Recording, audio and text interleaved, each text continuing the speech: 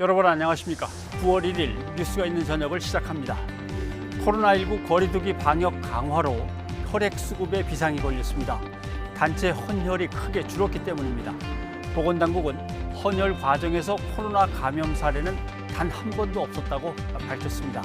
각 기관이나 기업, 지방자치단체는 계획된 단체 헌혈을 차질 없이 진행하고 국민 개개인도 힘을 보태야겠습니다. 뉴스가 있는 저녁 오늘 준비한 내용을 안기령 앵커가 소개합니다. 전해주시죠. 예, 오늘의 주요 소식 정리해드립니다. 코로나19 신규 확진자가 다시 2,000명대로 늘었습니다. 보건의료노조 총파업을 하루 앞두고 막판 협상이 진행되고 있지만 접점을 찾지 못하고 있습니다. 불가리스 사태에 책임을 지고 물러난다던 남양유업 홍원식 회장이 직을 유지한 채 주주총회에 이어 기업 매각도 무산되면서 공방이 커지고 있습니다. 박형준 부산시장이 참석한 홍 회장 부인 주최 만찬도 다시 도마 위에 올랐습니다. 이재용 삼성전자 부회장이 지난달 가석방 직후 사실상 경영에 복귀해 취업 제한 규정을 어겼다며 시민단체들이 검찰에 고발했습니다. 여야가 정기국회 일정과 함께 언론중재법 논의를 위한 협의체 구성에 합의했습니다. 하지만 팽팽한 줄다리기는 이어질 것으로 보입니다. 첫 소식, 코로나19 소식입니다. 수도권에서 코로나19 확산세가 번지면서 전체 확진 규모는 다시 2,000명대로 올랐습니다. 정부는 추석을 앞두고 밀집도가 높아질 마트와 시장에 대한 방역을 강화하기로 했습니다. 이형원 기자입니다. 신규 환자가 일주일 만에 다시 2,000명대로 늘었습니다. 주 중반 이후 확진 규모가 커지는 양상이 반복된 건데 수도권 확산세 영향이 컸습니다.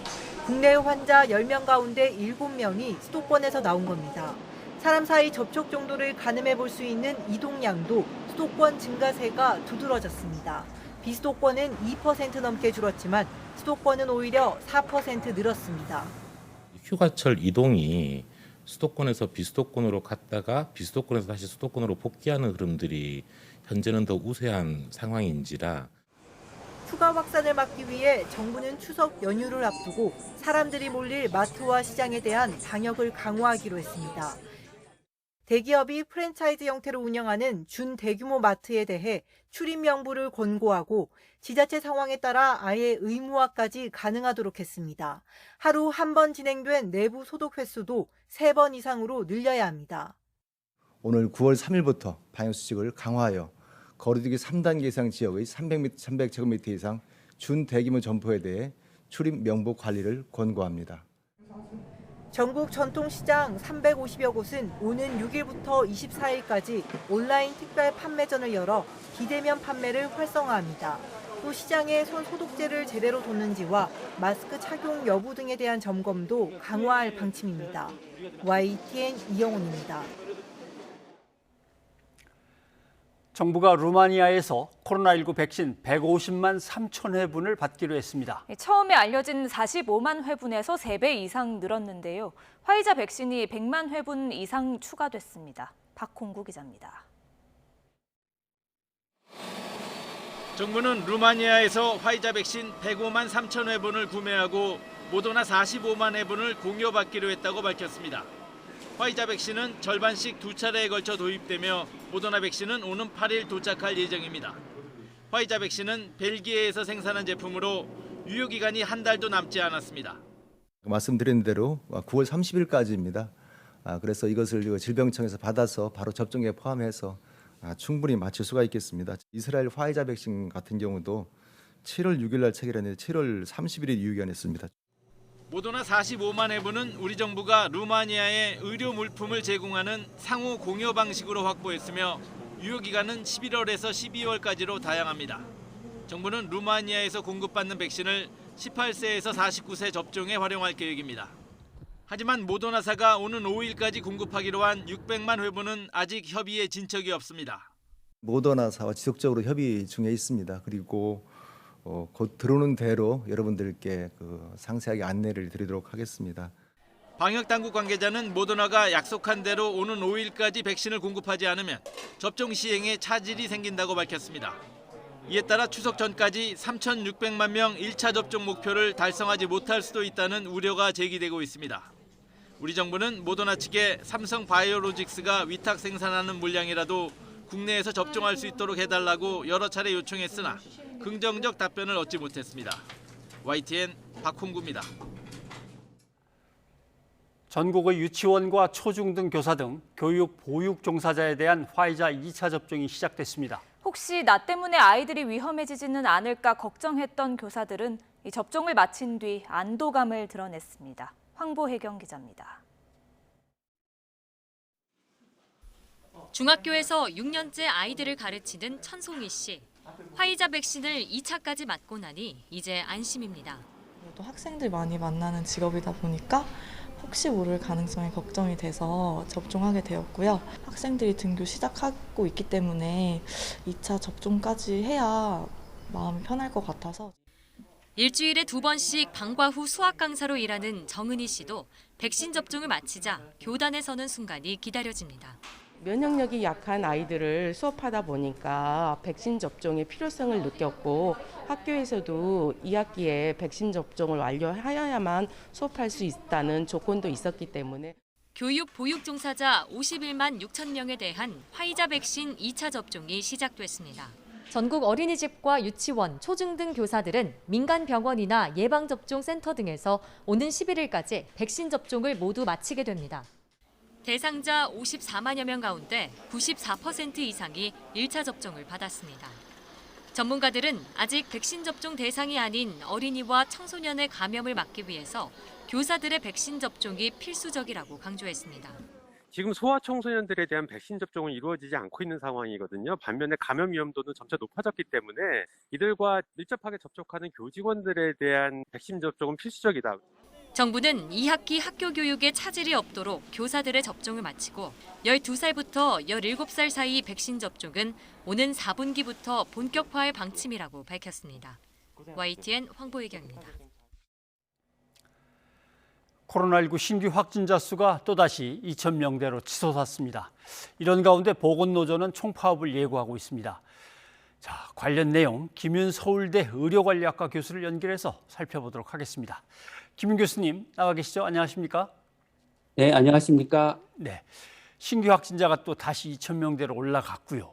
수도권의 확진자 비중이 엄청나게 또 올라갔습니다. 연이틀 70%대입니다. 지금 상황은 어떻다고 보십니까? 지금 상황은 계속해서 안정세 또는 약간의 하향 안정세를 보이고 있다고 볼 수 있을 것 같습니다. 예. 2,000명대를 기록하는 것은 대개 화요일이나 수요일쯤에 확진자 수가 주중에 가장 많이 늘어나는 양상을 보이고 있기 때문에 주 일간 변동 상황이라고 보면 될 것 같습니다. 현재로서는 사회적 거리두기의 효과가 그렇게 크지 않아서 바이러스의 확산세를 꺾는 데는 역부족인 상황인 것 같습니다. 네. 백신 접종 상황을 좀 살펴보자면 젊은 사람들은 자꾸 부작용에 관한 얘기가 나오니까 꺼려하는 사람들이 또 생겨나는 것 같기도 합니다.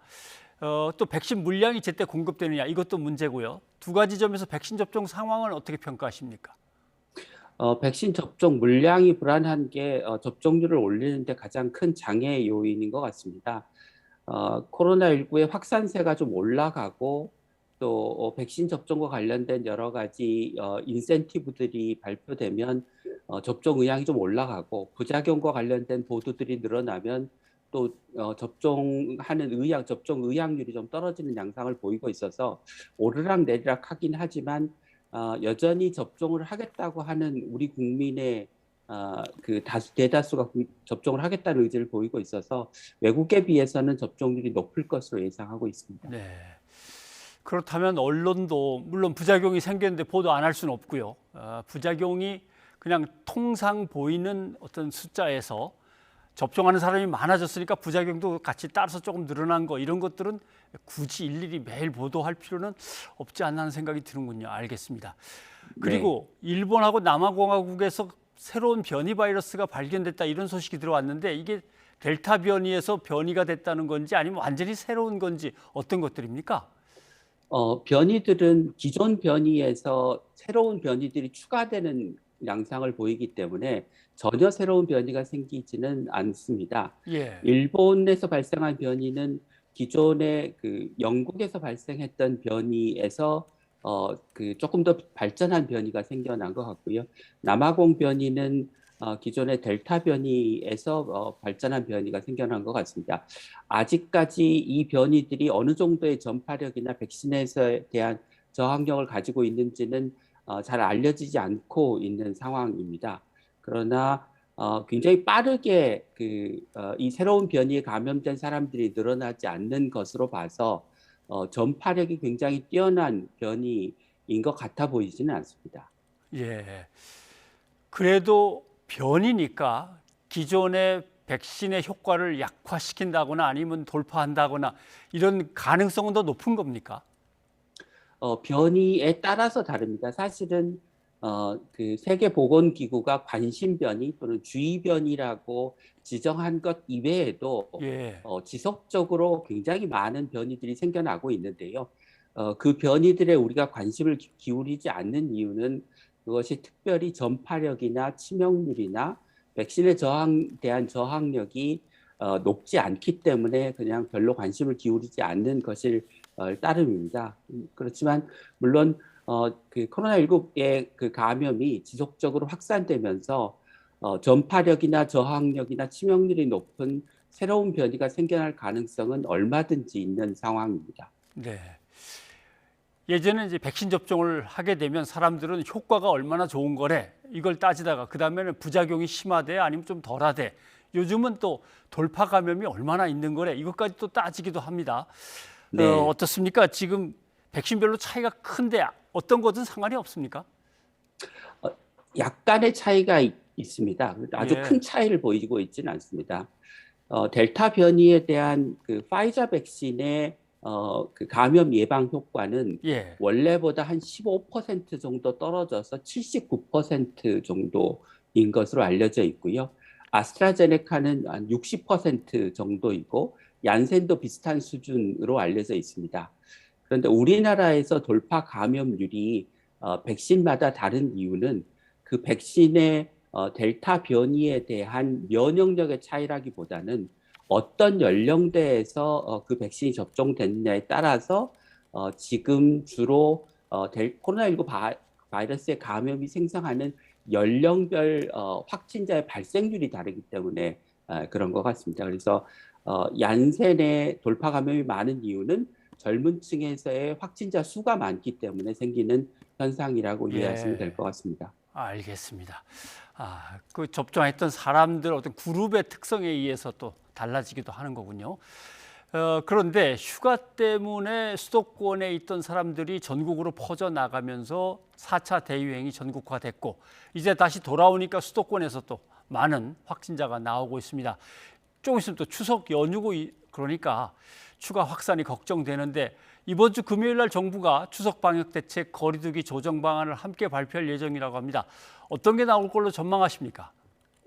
글쎄, 가족 간의 모임을 어느 정도 허용하느냐가 그 중요한 관심사 중에 하나인 것 같습니다. 예. 그래서 국민들의 백신 접종률을 더 올리기 위해서라도 백신을 맞은 사람들에 대해서는 가족 간의 그 사적 모임의 인원 제한을 해서 그 접종자는 숫자를 빼주는 그래서 좀 추석에는 가족들이 모일 수 있게 해주는 방안을 마련하는 게 좋지 않을까 싶습니다.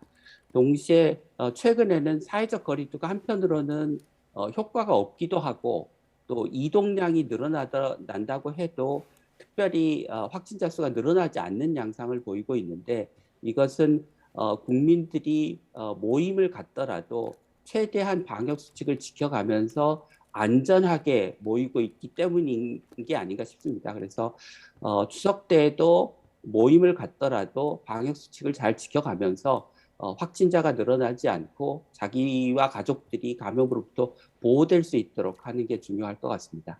네.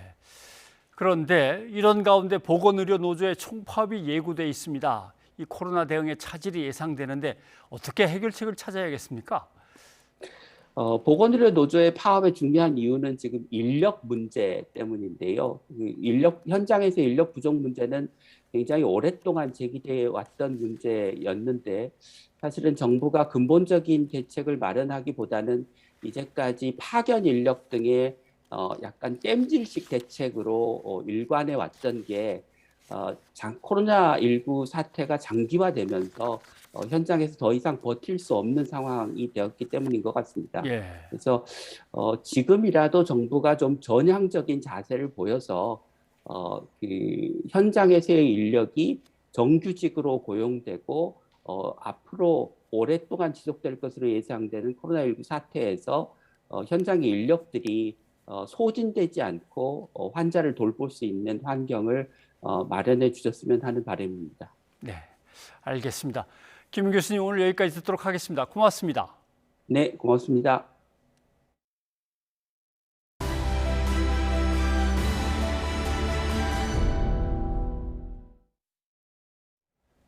정치권 소식입니다.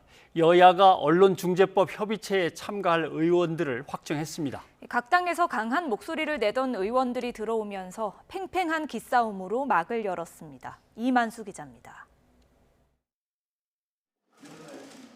벼랑 끝 대치까지 갔던 언론중재법안을 논의하기 위한 8인 협의체가 시동을 걸었습니다. 더불어민주당과 국민의힘은 일단 각 당을 대표할 의원들 명단을 확정지었습니다. 민주당에서는 친문 강경파로 분류되는 김종민 의원, 언론중재법 개정을 주도해온 김용민 의원을 포함시켰습니다. 국민의힘에서는 언론중재법안 반대 목소리를 강하게 내온 최영두 의원과 법사위원인 전주혜 의원이 선정됐습니다. 다음 달 27일 본회의 처리를 목표로 하고 있지만 마감 시한만 정해져 있어 내용을 두고는 여전히 동상이몽입니다. 민주당은 원점 재검토는 있을 수 없다고 맞서고 있고 국민의힘은 고의중과실 추정 조항은 물론 손실보상 규모와 열람 차단 청구권까지 모두 빼자고 주장합니다. 법사위를 통과한 그 안이 있고 또 이제 야당에서도 준비한 안이 있기 때문에 원점으로 돌아가려고 하는 그게 존재하지 않는 것 같고요. 이 법 논의 과정에서 중점적으로 제기됐던 사항들은 아마 다 같이 논의하면서 정리를 하게 되지 않을까 이렇게 생각합니다. 여야 협의체에 참여할 의원들 생각도 비슷합니다. 민주당은 언론개혁을 바라는 시민들의 여론을 충분히 반영하겠다는 생각이 강하고 국민의힘은 악법 중에 악법이라는 입장을 굽히지 않고 있습니다. 이제 야당은 이제 기본 입장이 없던 걸로 하자 이런 건데 그거는 또 여당이나 이제 언론 개혁을 바라는 시민들의 목소리를 또 묵살하는 거가 돼서 또 민주주의 정신에 맞질 않아요. 국민들의 걱정을 들어주고 또 언론의 자유를 지키고 그래야 국제사회에서 대한민국이 더 이상 망신당하는 일이 없도록 최선을 다하겠습니다. 여야는 이와 함께 정기국회 일정에도 합의했습니다. 정기국회는 오는 12월 9일까지 100일 동안 진행됩니다. 언론중재법은 물론 본격적인 대선 정국과 맞물려 있어 어느 때보다 뜨거운 공방이 예상됩니다. YTN 이만수입니다. 부친의 부동산 의혹으로 사퇴 의사를 밝힌 윤희숙 국민의힘 의원의 거취가 이르면 이달 안에 결정됩니다. 윤 의원은 이미 의원회관에서 짐을 뺐고 사퇴안을 본회의 표결에 붙이자는 국민의힘 제안에 대해 민주당도 반대하지 않겠다는 입장입니다. 부장원 기자입니다. 국회의원회관 911호 실문이 굳게 닫혔습니다. 부친의 부동산 불법 거래 의혹이 불거지며 의원직 사퇴를 선언한 국민의힘 윤희숙 의원의 사무실입니다. 아직 사퇴안 처리가 마무리되지는 않았지만 이미 사직서를 제출한 윤 의원은 지난 주말 짐 정리를 시작했습니다. 두려움과 부끄러움을 스스로 헤쳐가겠습니다. 이제 이게 기득권 없이 국민 눈높이를 지키는 제 정치입니다. 당 지도부에 만류해도 사퇴하겠다는 결심은 바뀌지 않았습니다. 그러자 국민의힘 지도부도 본인 의사를 존중해 이른 시일 안에 사퇴안 처리를 추진하기로 방향을 선회했습니다. 만약에 사퇴안이 빨리 처리가 되지 않으면 본인이 받는 월급, 세비라고 하는 월급도 반환하겠다 얘기를 하고 있어서 돌아서거나 이럴 여지는 전혀 없고. 정치적 책임을 지겠다는 본인 뜻이 확고한 만큼 번복 가능성이 없다고 본 겁니다. 압도적 다수로 표결에 키를 쥐고 있는 민주당도 사퇴안 처리에 기꺼이 응하겠다는 입장입니다. 부동산 의혹이 불거진 당내 의원들과 비교돼 역풍을 맞을 수 있다는 우려에 강행 처리를 주저해왔지만 국민의힘이 발벗고 나선다면 버틸 명분도 실익도 없다는 판단으로 보입니다. 처리 자체를 반대할 사안이 아니고요. 이것은 윤희숙 의원이 사직안을 낸 거니까 회기 중에는 본회의에 상정 처리하게 돼 있는데 야당이 요구하면 그래서 만약에 받겠다는 암묵적으로 합의를 이룬 만큼 이르면 9월 정기국회에서 유니언 사퇴안이 본회의에 오를 가능성은 커졌습니다. 다만 쟁점 사안 처리를 두고 전국이 또다시 경색될 수 있다는 점, 상정되더라도 무기명 투표란 점에서 최종 사직 처리까지는 변수도 적지 않습니다. YTN 부장원입니다. 민주당 유력 대권주자들은 이번 주 시작하는 전국 순회 경선을 앞두고 다시 뜨거운 신경전을 벌이고 있습니다. 이른바 무료 변론 논란에 이재명 지사 측은 당에서 제지해야 한다고 촉구했습니다. 이낙연 전 대표 측은 적반하장이라고 맞섰습니다. 김태민 기자입니다. 이재명 지사는 지난 2018년 경기도지사 선거 과정에서 허위 사실을 공표한 혐의로 재판에 넘겨졌습니다. 당시 2심에서 당선 무효형을 선고받은 이 지사는 대법원 판결을 앞두고 대규모 변호인단을 꾸렸는데 이 비용이 최근 도마 위에 올랐습니다. 본인의 선거법 재판 3년에 걸쳐서 계속됐고요. 30명의 호화 변호인단이 도왔던 것으로 알고 있습니다. 그런데 그 수임료가 무료도 있었다. 제 개인 사생활에 관한 것이어서 구체적으로 말씀드리는 것은 적절치 않는 것 같습니다. 이낙연 전 대표 측은 무료 변론을 받았다면 김영란법 위반 소지가, 누군가 돈을 대신 내줬다면 변호사비 대납으로 처벌받은 이명박 전 대통령과 같은 사례가 될 수 있다고 압박했습니다. 이 논란은 변호인단의 이름을 올렸던 송도환 국가인권위원장 후보 청문회에서 집중 표적이 되기도 했습니다. 연명으로 참여할 만한 사건은 네. 수임료를 따질 성질의 것이 그렇죠. 아닌 사건에서 네네. 주로 그렇게 합니다. 네. 계속되는 공세에 이재명 지사 캠프는 허위 사실 공표와 흑색 선전을 제지해달라며 당에 촉구했고, 이 지사는 의혹을 제기한 윤영찬 의원을 콕 집어 중대 범죄 행위를 멈추라며 법적 대응을 시사하기도 했습니다. 하지만 이낙연 전 대표 측은 네거티브가 아닌 검증 차원의 문제 제기에 오히려 적반하장으로 반응하고 있다며 수임료를 공개하면 간단히 해결될 사안이라고 맞섰습니다. 그 많은 수임료를 어떻게 썼느냐, 어디서 됐느냐라는 부분들을 물었기 때문에 그 부분에 대한 답을 해달라는 그런 말씀입니다. 당장 이번 주말부터 충청 지역에서 첫 경선 일정이 시작되는 만큼 두 진영 사이 갈등은 불가피한 측면이 있습니다. 첫 투표부터 승기를 잡겠다는 이재명 지사 측과 반전의 계기를 노리는 이낙연 전 대표 측의 공방은 점점 가열될 것으로 보입니다. YTN 김태민입니다.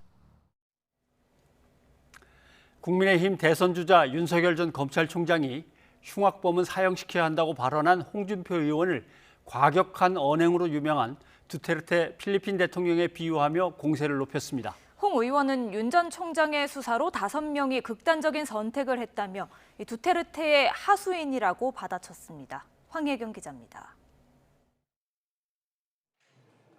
그동안 경쟁 주자들의 비난과 평가절하에도 별다른 반응을 보이지 않던 윤석열 전 총장이 태세 전환에 나섰습니다. 홍준표 의원이 자신이 대통령이 되면 흉악범은 사형시키겠다고 하자 필리핀 대통령인 두테르테식이라고 비난한 겁니다. 행정의 수반인 대통령이 형사처벌에 관한 이런 사법 집행에 대해서 언급하는 것이 좀 어떻게 보면 두테르테식인데, 그러지 않아도 우리 시스템에 의해서 자신의 부동산 공약을 포퓰리즘이라며 깎아내린 유승민 캠프 측에는 가짜뉴스라고 날을 세웠습니다. 그런 거를 바로 가짜뉴스라고 하는 겁니다. 국가주택은 재정 부담이 들지 않습니다. 홍준표, 유승민 두 주자가 즉시 발끈했습니다. 윤 전 총장의 적폐 수사로 5명이 스스로 목숨을 끊은 사실을 언급하며 윤 전 총장이야말로 두테르테의 하수인이라고 꼬집었습니다. 사실 지지율 1위인 윤 전 총장과 추격자 격인 홍준표, 유승민 후보 간 긴장 관계는 필연적일 수밖에 없지만 감정 섞인 설전의 이면에는 선관위의 경선 룰을 둘러싼 치열한 신경전도 포함되어 있습니다. 경선준비위원회에서 경선 여론조사에 역선택 방지 조항을 넣지 않기로 결정했지만 지난주 출범한 선관위가 원점 재검토에 나섰기 때문입니다. 윤석열, 최재형 캠프 측은 민주당 지지자들의 개입을 막기 위해 역선택 방지가 필요하다고 주장하고, 공표된 여론조사 보더라도 정권 교체를 바라지 않는 그러한 분들의 의사가 국민의힘 대통령 후보 결정 과정에 개입한다는 것은 정권 교체를 바라는 국민들의 의사를 무시하는 것이고, 홍준표, 유승민 캠프 측은 바뀐 심판들이 특정 주자를 위해 규칙을 바꾸는 이적 행위를 하고 있다고 반발하는 상황입니다. 역선택 조항을 넣자고 이야기하는 것은 반쪽 국민들만 데리고 경선하자는 거하고 똑같습니다.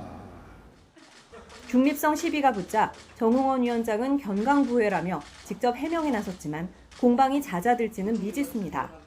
저 후보로 거론되는 사람이 이 국가 원로들을 찾아다니는 중에 저도 원로라고 생각해서 찾아오겠다고 하는데 그걸 거절할 사람이 어디 있습니까?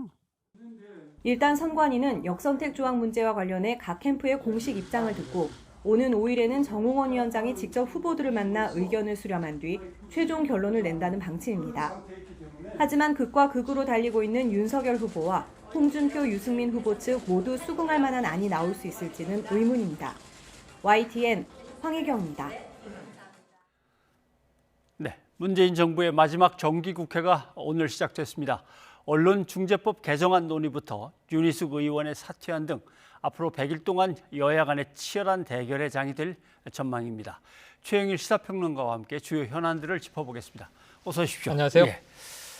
자, 100일이니까 12월 9일까지 맞습니다. 쭉 갑니다. 네. 네. 일정들이 어떻게 되는지 크게 한번 보죠. 네, 전반적으로 부딪힐 사안들만 남아 있습니다. 예. 일단은 이제 다음 주가 되면 8일, 9일 해서 이제 이 교섭단체 대표연설로 시작을 하죠. 대표연설. 예. 네. 그리고 나서 이제 13일에서 16일까지 추석 직전이 되겠습니다.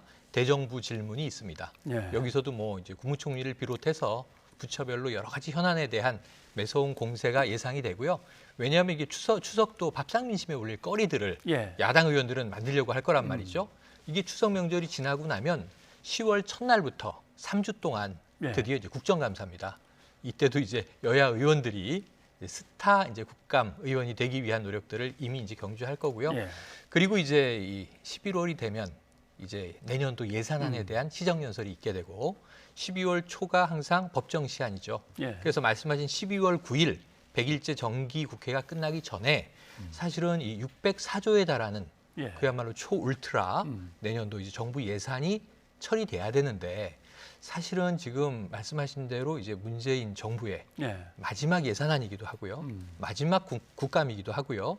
그러다 보니까 아마 이번 정기국회 안에 양당의 대선 레이스와 겹쳐서 거의 모든 이슈에 다 충돌이 벌어지지 않겠는가 예. 좀 걱정스러운 이 분위기입니다. 그렇군요. 자, 뭐 언론중재법 얘기부터 해볼까요? 네네. 뭐 이해충돌 당사자이기 때문에 말하기가 조심스럽습니다만 네. 좀 할 말은 해야겠습니다. 그렇습니다. 사실 언론개혁한다 그러더니 하나도 안 하고 구조적인 거는 안 바꾸고 해서 그냥 넘어가나 보다 했더니 네. 마지막에 꺼내든 카드인데 이게 쉽지 않은데 네. 논의조차도 제대로 진행이 안 됐습니다. 그렇습니다. 벌써부터 뭐 여야 신경전 치열한데 한번 좀 들어보시죠. 네. 예. 원점으로 돌아가려고 하는 그게 존재하지 않는 것 같고요.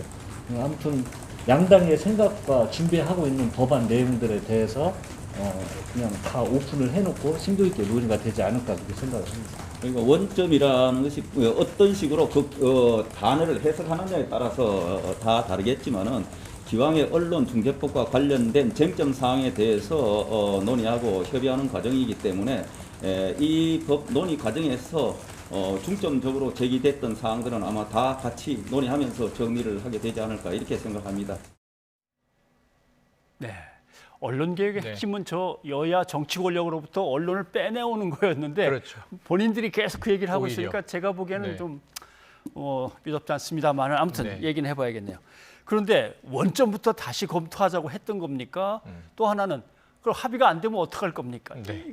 이거 내용이 어떻게 되는 겁니까? 합의가 안 되면은 여야 모두 낭패죠. 예. 사실은 이제 이 8월 임시국회 마지막 30일 날 사실은 강행 처리될 것으로 거의 예상이 됐었는데 민주당이 한 발 물러섰죠. 네. 그 이유는 두 가지가 있습니다. 당내 원로들이 자 이거 내년 대선 생각해서 신중하게 생각하라.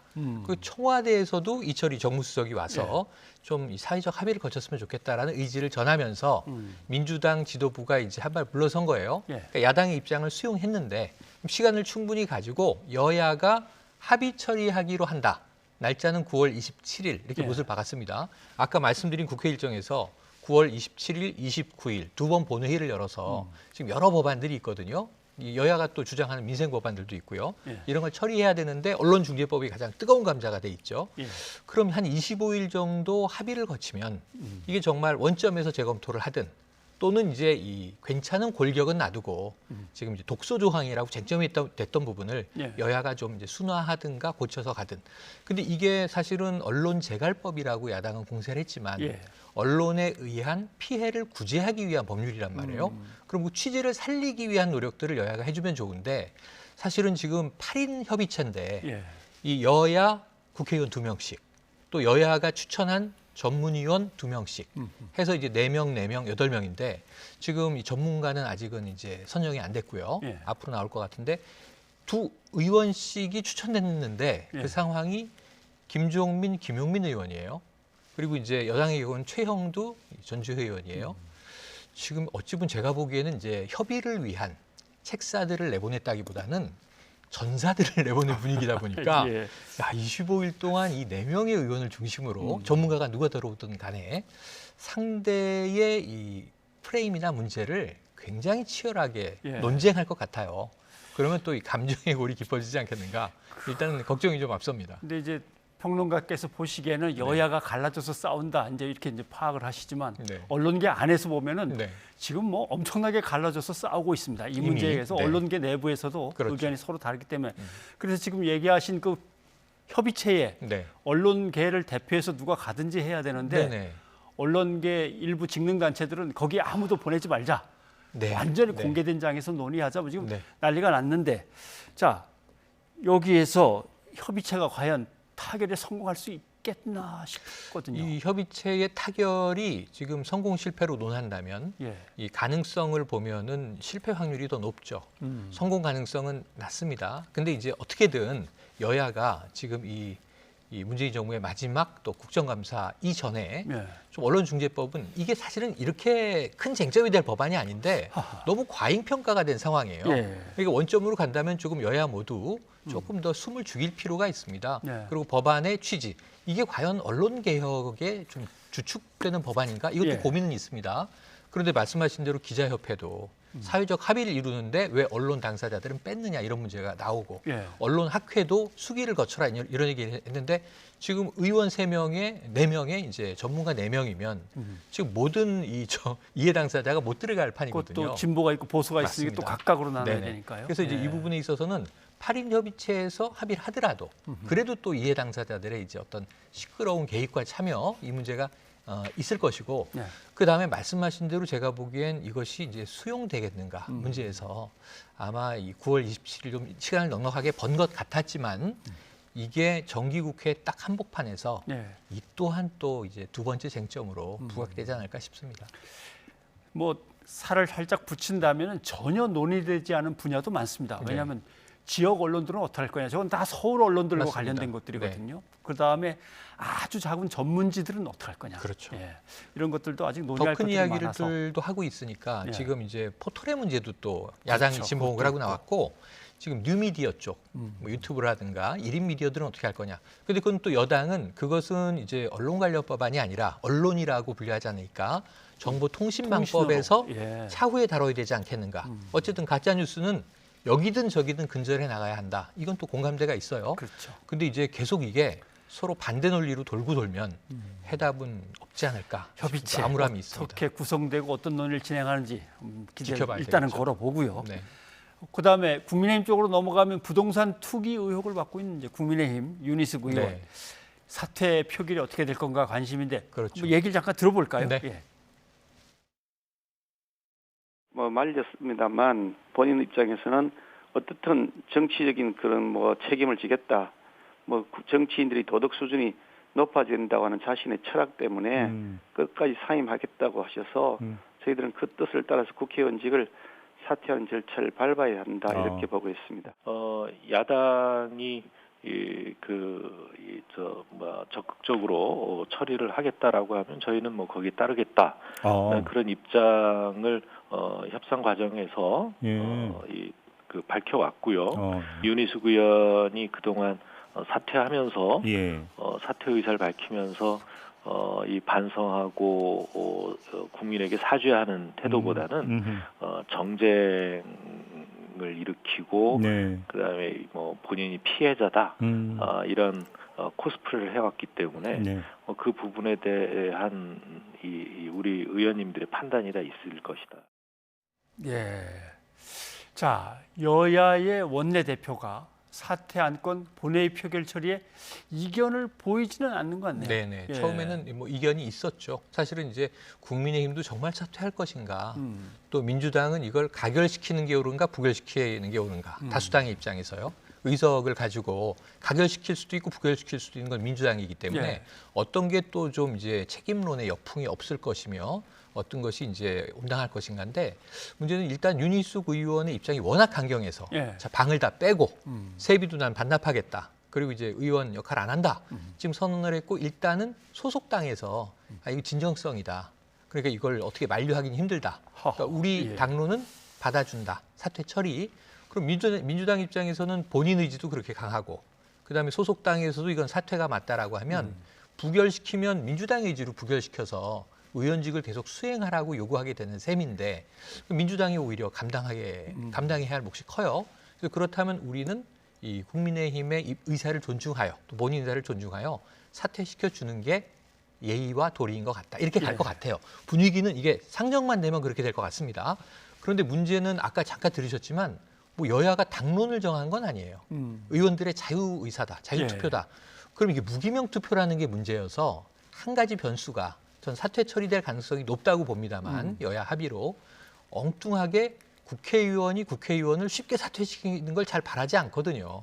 국회의장도 사직서 안 받아줍니다. 대체로. 결국 계속 의원직을 수행하게 하지. 그래서 이렇게 쉽게 그 의원직을 사퇴할 수 있는 것일까? 이런 선례를 만드는 게 우리 자신에게 좋은 것일까를 이제 고민하다가 만약에 부결되면 이건 또 국민들에 의한 역풍을 맞게 될 가능성도 있습니다. 네. 자, 그리고 가을 정기국회에서 뭐 중요한 것 중에 하나가 새해 예산입니다. 604조 원, 뭐 상당히 큰 예산인데 이게 코로나19 전국 때문에 급히 써야 할 것들이 많이 들어가 있어서 이게 처리하는데 시한이 또 오버되고 늦게 끝나면 골치 아프거든요. 올해는 이게 제대로 처리가 될지 모르겠습니다. 저는 제대로 처리 안 될 거고요. 의도적으로라도 야당의 의도에 의해서 법정 시한을 넘길 가능성이 높다. 호락호락 내년도 604조 슈퍼 예산. 일단은 예산이 많다는 것에 야당이 일단 제동을 걸 거고요. 감액 증액에 또 굉장히 많은 시간을 여야가 충돌을 할 거고요. 보통 이제 이 예결위, 소위가 열리지 않습니까? 그리고 나서 이게 내년도면 정권이 바뀌고 나서 집행되는 예산이 더 많습니다. 내년 3월 9일 이제 대선이고요. 그럼 5월 10일에 이제 새로운 정부가 교체가 되든 재창출이 되든 취임을 한다고 보면 사실 내년 예산의 한 3분의 2 정도는 새 정부가 집행할 예산이거든요. 그러니까 이 부분에서 여야 모두 특히 야당은 정권 교체가 된다는 전제하에 우리가 쓸 예산은 우리가 손보겠다 하고 나설 가능성이 크고 예산이 참 잘 짜여졌다 하더라도 지금 쟁점이 될 판국인데 지금 이제 굉장히 큰 예산인데 여야의 생각은 완전히 다르거든요. 그러니까 여기에 대해서는 예산 충돌이 정기국회 마지막 이제 수순으로 이제 대선으로 향하는 길목에 정기국회 마지막 이제 허들이 될 것 같습니다. 네, 알겠습니다. 자, 오늘 여기까지 듣도록 하겠습니다. 최영일 평론가 고맙습니다. 고맙습니다.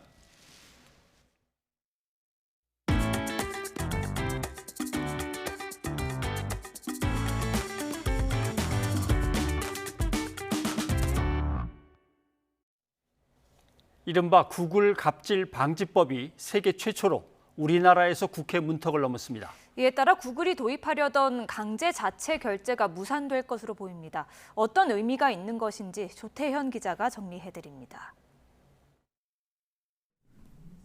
지난해 7월 구글은 게임에만 적용하던 인앱 결제 정책을 모든 콘텐츠로 확대하고 여기에 수수료 30%를 부과한다는 계획을 예고합니다. 구글이 자체 개발한 결제 시스템으로만 유료 애플리케이션을 살 수 있도록 하겠다는 겁니다. 천문학적인 수수료를 빨아들일 것이란 비판에도 정책을 강행하려던 구글. 결국 입법기관인 국회가 나섰습니다. 인앱 결제 강제화를 막기 위한 전기통신사업법 개정안이 국회 문턱을 넘은 겁니다. 구글이 정책을 발표한 지 1년여 만으로 인앱 결제를 규제하는 법안이 만들어진 건 세계 최초입니다. 이에 따라 애플리케이션 마켓에 참여하는 사업자들은 다양한 결제 방식을 선택할 수 있게 되고 수수료 부담도 줄이게 될 것으로 보입니다. 법이 통과되자 구글은 입장문을 통해 비즈니스 모델을 유지하면서 법률을 준수하는 방안을 모색하고 있다며 조만간 관련 내용을 공유하겠다는 입장을 내놨습니다. 처음부터 다른 결제 시스템을 막아뒀던 애플 역시 정책 변화를 모색할 것으로 보입니다. YTN 조태현입니다. 이재용 삼성전자 부회장이 가석방 직후 사실상 경영에 복귀해 취업 제한 규정을 위반했다며 노동시민단체들이 검찰에 고발했습니다. 법무부는 이 부회장이 취업 상태가 아니라는 입장이지만 관련 수사는 불가피해졌습니다. 한동호 기자입니다.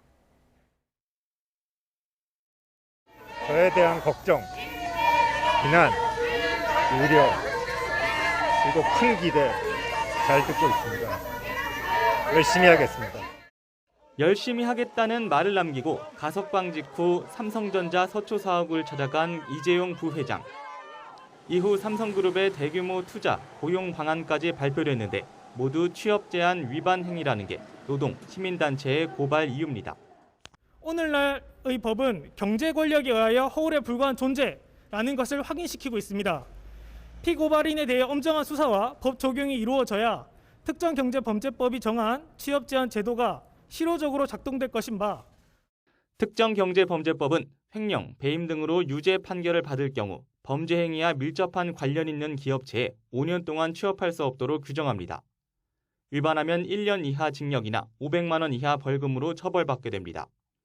법무부는 이 부회장의 국정농단 실형이 확정된 뒤인 지난 2월 취업 제한을 통보했습니다.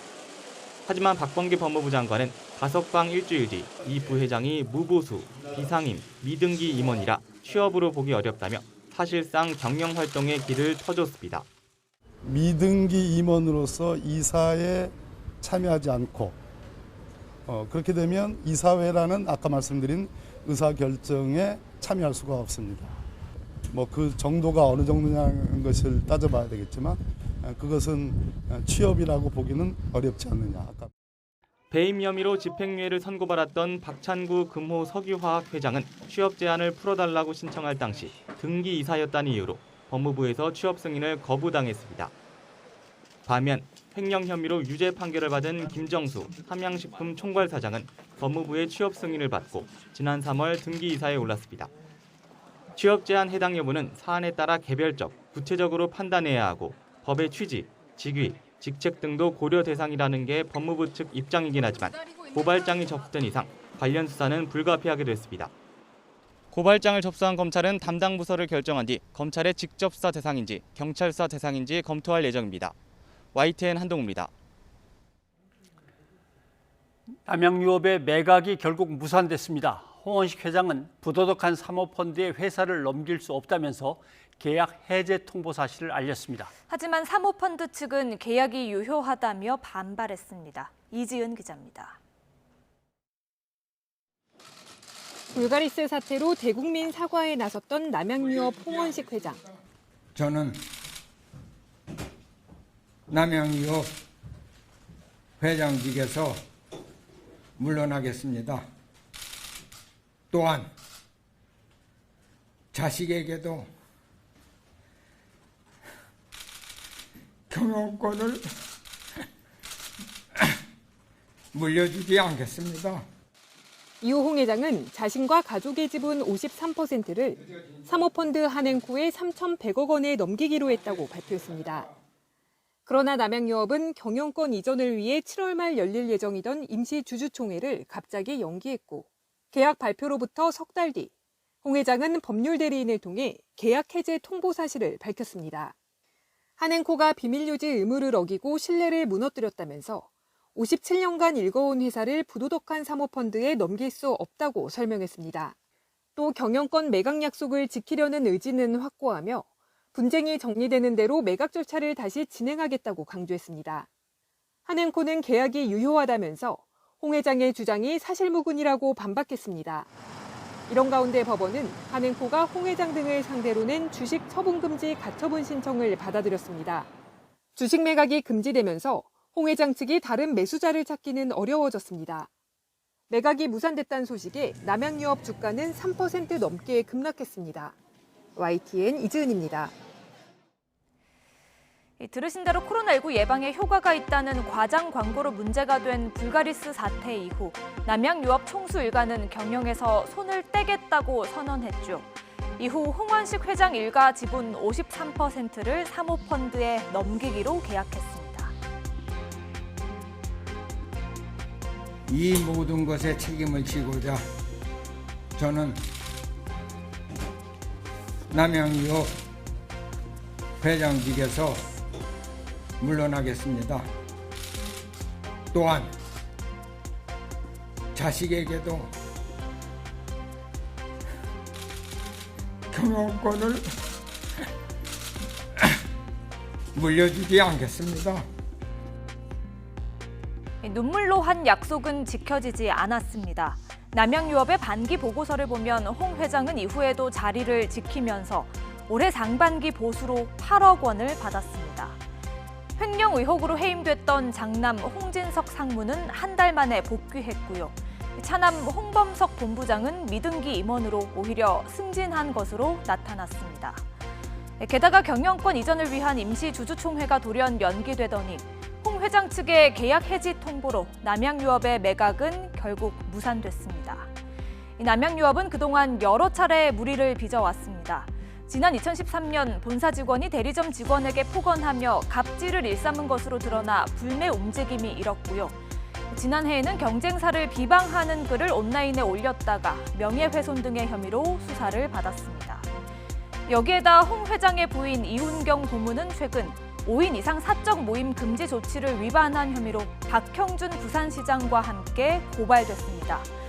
이 고문은 지난 6월 서울 성북동 자택에서 10명 넘게 참석한 만찬 모임을 주최했고요.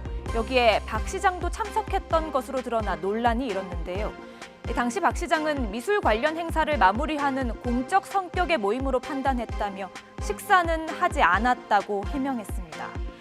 하지만 참석자는 애초 알려진 14명보다 3명 많은 17명, 그리고 박 시장의 부인까지 참석해 5시간이나 머물렀던 것으로 드러났는데요. 이 모임에는 남양유업 계열의 디저트 회사 직원들까지 동원돼 음식을 준비한 사실도 확인됐습니다.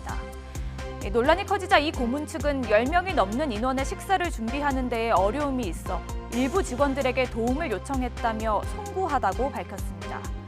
박 시장은 거듭 식사는 하지 않았다면서도 방역수칙을 철저히 지키지 못했다고 사과했습니다.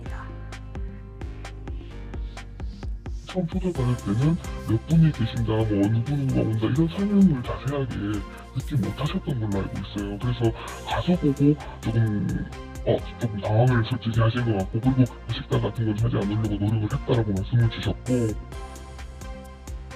민주당시 의회 의원들은 식사 여부와 관계없이 5인 이상 사적 모임 자체가 금지 사항이라며 방역 총책임자인 시장 측에서 물러나라고 직격탄을 날렸습니다. 뉴스가 있는 저녁 안규령입니다.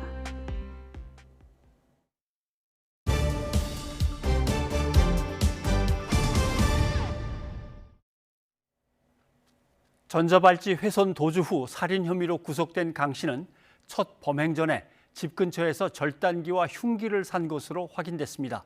경찰은 계획된 범죄인지를 가리기 위해서 조사하고 있습니다. 경찰은 또 신상공개 심의위원회를 열어서 강 씨의 이름과 얼굴을 공개할지 논의하기로 했습니다. 홍민기 기자가 취재했습니다. 지난달 26일 오후 4시쯤 서울 오금동의 철물점. 검은색 마스크를 쓰고 한 남성이 점포로 들어옵니다. 연쇄 살인 등 혐의로 구속된 강모 씨입니다.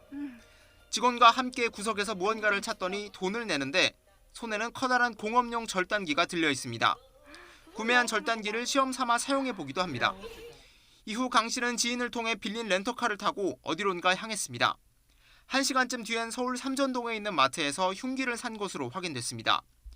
이로부터 4시간이 흐른 밤 9시 반쯤 강 씨는 자신의 집 안에서 40대 여성을 살해했습니다. 이튿날 오후엔 구매한 절단기로 전자발찌를 끊었습니다. 경찰은 강 씨가 범행 전에 절단기와 흉기, 렌터카까지 준비한 것으로 보아 미리 범죄를 계획했던 것인지 추궁하고 있습니다.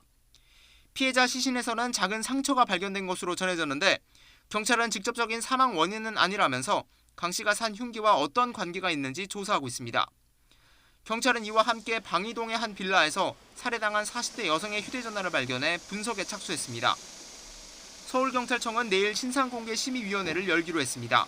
경찰 내부위원과 정신과 의사, 변호사 등이 참여해 범죄의 중대성, 알 권리 등을 고려해 강 씨의 얼굴과 이름 등을 공개할지 결정합니다. YTN 홍민구입니다. 연쇄살인 피의자 강 씨의 출소 후 통화 녹취에는 자신을 과시하면서 여성 30여 명을 상대로 범행했던 이유를 설명하는 대목도 있습니다. 전과를 이야기하는 목소리에는 웃음기가 담겨 있었습니다. 박기환 기자의 단독 보도입니다. 연쇄살인 피의자 강모 씨는 지난 5월 출소하고 얼마 지나지 않아 교도소에서 알게 된 심리치료 강사에게 전화를 걸어 자신의 과거 이야기를 털어놓았습니다. 복역하기 전 경제력이 있었고 지인들 역시 부자였다며 인맥을 과시하더니 방배동 카페 골목에서부터 압구정도 논현도 이쪽에서 계속 그 문화에 젖었었거든요. 근데 제 주위에 아는 사람들이나 친구들은 다 집안이 진짜 빵빵하고 진짜 부자들이에요.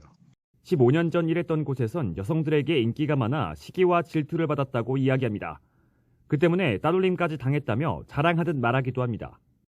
여대행에서 이제 많이 따른 거예요, 저하고. 저하고 같이 이렇게 막 놀러 다니니까 회장한테 얘기를 해가지고 저 사람 전과자인데 왜 우리 회사에서 이제 트집을 잡은 거예요. 그 회식에서 저를 갖다 다 명단에서 빼는 거예요. 끼워주질 않아.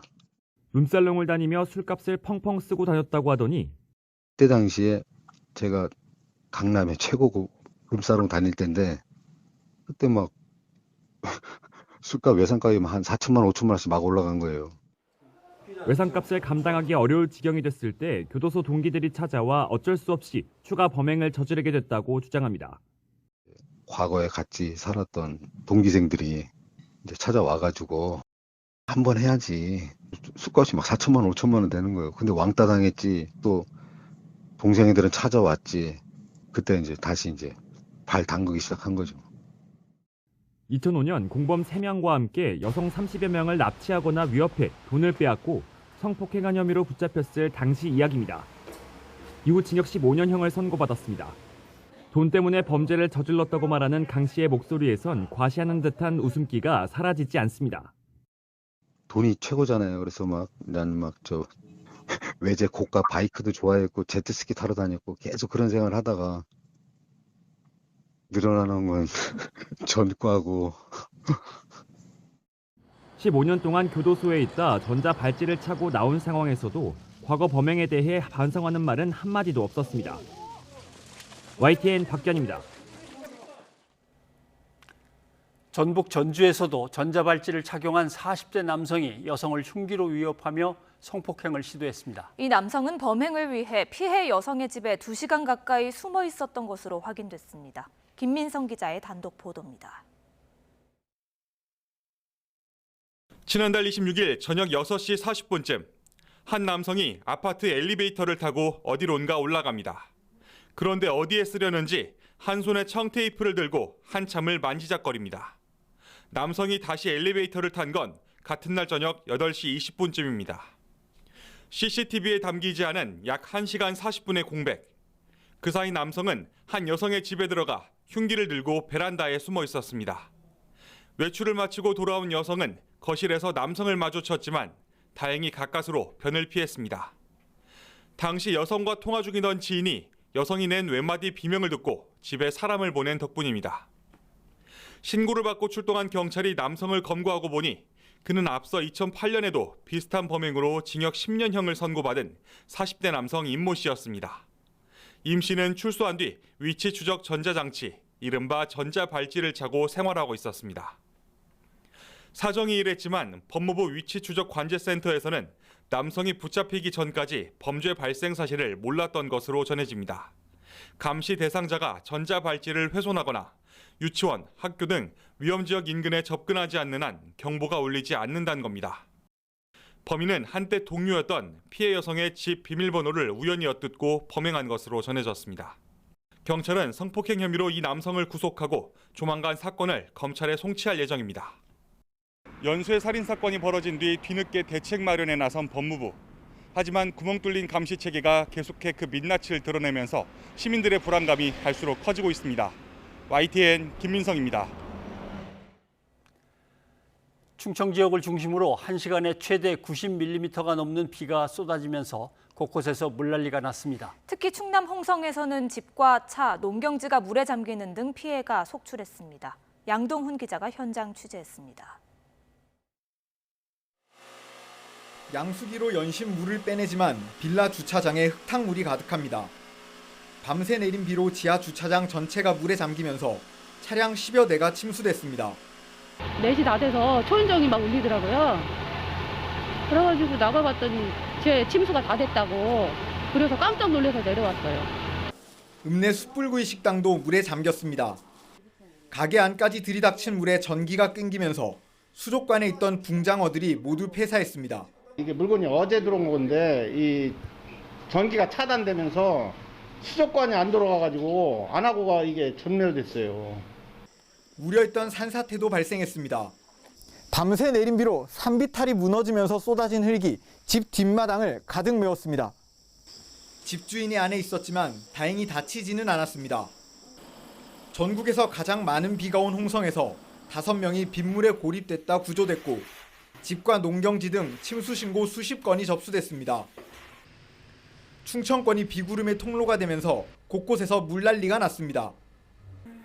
예산에서는 외양간이 물에 잠기면서 소방당국이 출동해 어린 송아지 10여 마리를 구출했습니다.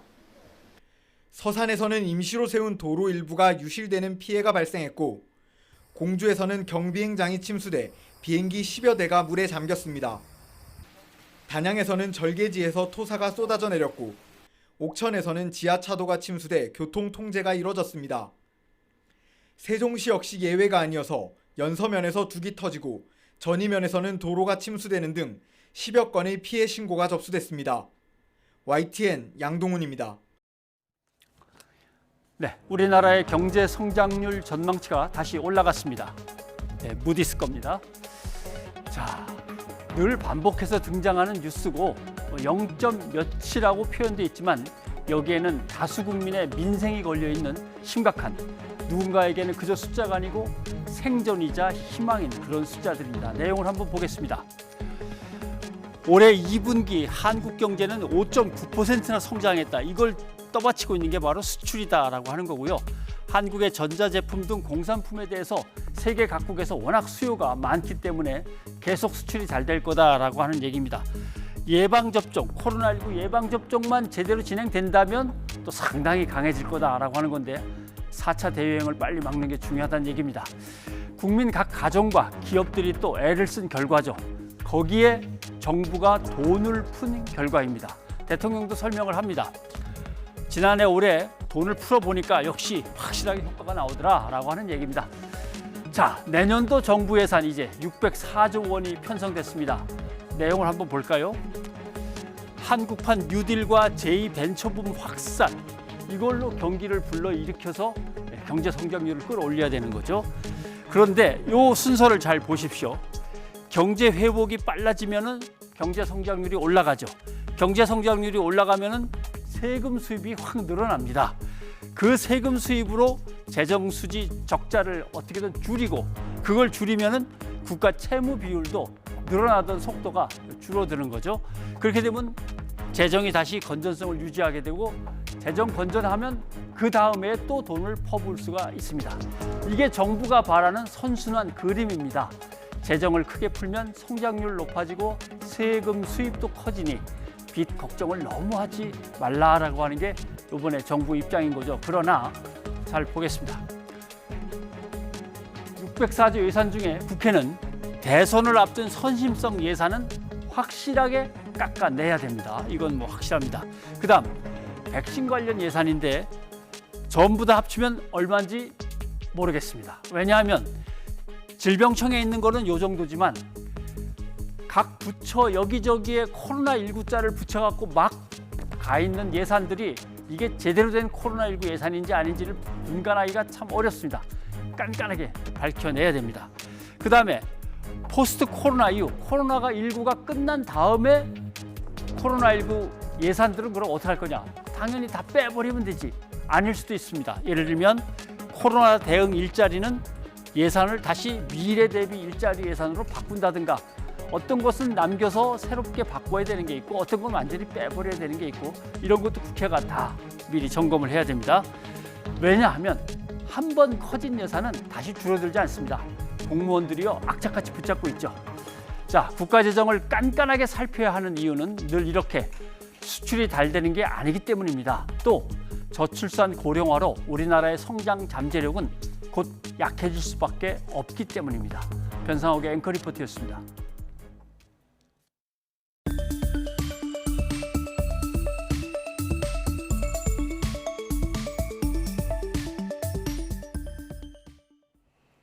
우리 축구 대표팀이 내일 이라크와 카타르 월드컵 최종 예선 첫 경기를 치릅니다. 필승 카드는 손흥민과 황희찬, 황의조, 이른바 유럽파 삼각편대입니다. 조성호 기자입니다. 손흥민이 건강한 모습으로 파주 국가대표 트레이닝 센터에 들어섭니다. 월드컵 본선으로 가는 길, 첫 단추부터 잘 끼워야 하는 만큼 각오도 비장합니다.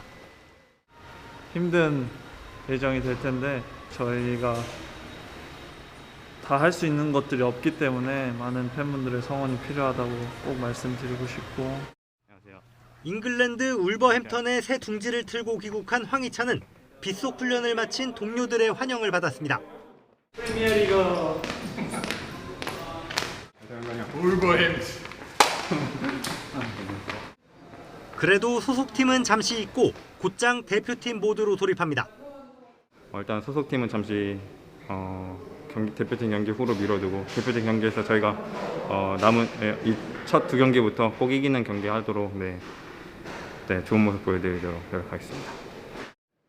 무심한 듯 지나가는 황의조까지 유럽파 삼각편대의 합류로 벤투호는 비로소 완전체를 이뤘습니다. 손발을 맞춰볼 시간은 촉박하지만 선수들의 움직임은 다행히 가볍습니다. Regarding the players' conditions, all of them are in good condition in this moment. 첫 상대 이라크 대표팀도 온전한 상태는 아닙니다. 주축 골키퍼들이 줄줄이 부상으로 이탈했고 코로나 검사 등으로 훈련도 충분히 못했습니다. 벤투호가 기선을 제압할 절호의 기회입니다. 이라크 팬들이 대표팀 SNS에 몰려와 꽁꽁 묶인 손흥민 선수 그림을 올리며 도발하면서 장외 응원전도 달아오르고 있습니다. 모래바람을 뚫고 카타르 무대에 서기 위한 대표팀의 첫 여정은 내일 저녁 상암벌판에서 시작됩니다. YTN 조성호입니다. 미군이 철수한 아프가니스탄에서 탈레반은 본격적인 집권 계획을 밝히며 기대를 드러냈습니다. 하지만 아프간인들은 불안과 두려움 속에 절망하고 있는 것으로 전해졌습니다. 김정회 기자입니다. 탈출 행렬로 아수라장이던 공항터미널이 텅 비었습니다. 무장한 탈레반 대원들이 활주로를 돌고 기념사진도 찍습니다.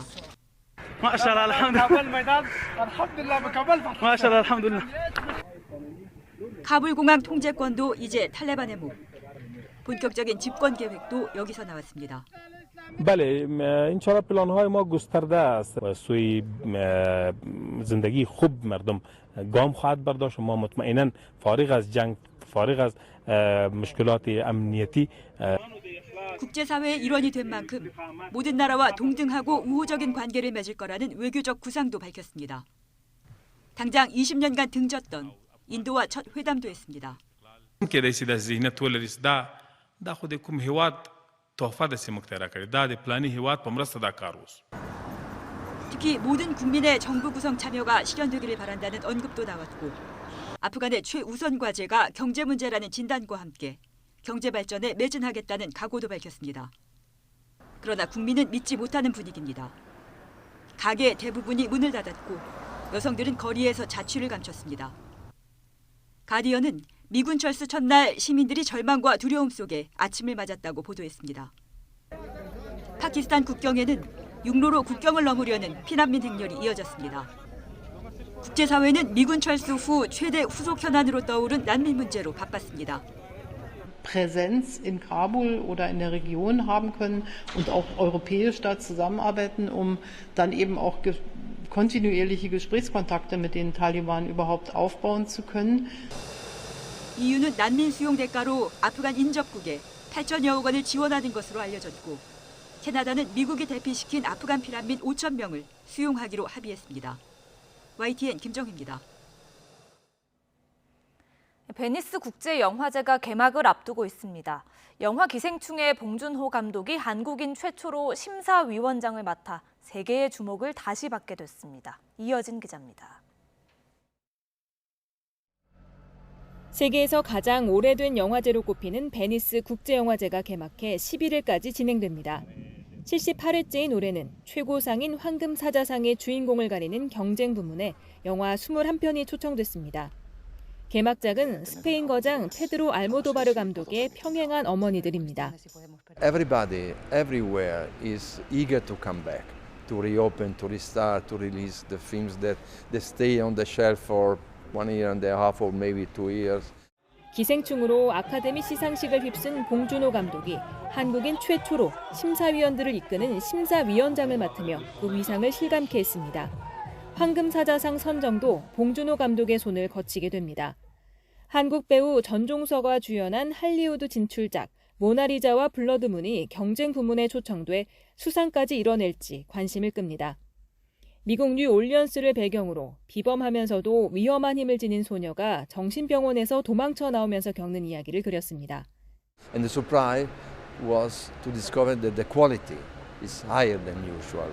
It's like the pandemic served as a sort of stimulation for the creativity of all the filmmakers. 2017년 전작 동두천으로 베니스 영화제 베스트 VR 스토리상을 수상했던 김진아 감독의 VR 영화 소요사는 VR 경쟁 부문에 초청됐습니다. 소요사는 미군 위안부 여성을 감금하고 치료했던 몽키하우스라는 수용소에 초점을 맞췄습니다. 지난해와 마찬가지로 코로나19 사태 속에 치러지는 만큼 영화제에는 엄격한 방역 수칙이 적용됩니다. The capacity reduced by 50% in the theater, masks inside the theater, and the green pass to enter the theaters. 베니스는 14세기 흑사병 보호 조치로 40일간 모든 배를 억류해 쿼런틴, 즉 격리라는 단어가 유래된 곳입니다. YTN 이여진입니다. 시청취자 여러분의 의견 소개해드립니다. 네, 보건의료노조의 파업을 앞두고 있는데요. 유튜브에서 미진선님, 그간 우리 의료진들 정말 고생 많았던 것 사실입니다. 정부와 잘 얘기됐으면 좋겠습니다 하셨습니다. 예, 그리고 구글 방지법과 관련해서 6192님, 구글 방지법이 국회 문턱을 넘었습니다. 앞으로도 이런 좋은 법안 많이 만들어주세요 하셨습니다. 네, 남양유업의 매각이 철회됐다는 소식이 있었죠. 유튜브에서 개미개미님이 권력을 내려놓기가 쉽지 않을 거라고 생각했는데 혹시나가 역시나가 된 느낌입니다 하셨습니다. 예, 그리고 코로나19 확산세와 관련해서 2813님, 새로운 변이 바이러스의 등장이 우려스럽지만 지금 상황을 이겨내기 위해 개인 위생 관리 철저히 합시다 하셨습니다. 여기까지 여러분의 의견 소개해드렸습니다. 서울 종로에서 42년 동안 자리를 지켜왔던 서울극장이 어제 문을 닫았습니다. 네. 추억이 있는 분들 많으시겠죠. 서울극장도 극장이지만 그 앞에 노점들, 쥐포, 오징어, 문어, 군밤, 계란빵. 그 노점상 분들은 또 어떻게 하시나 하는 생각도 드는군요. 함께 가보시겠습니다. 저희는 여기서 인사드리겠습니다. 내일 다시 뵙겠습니다. 고맙습니다.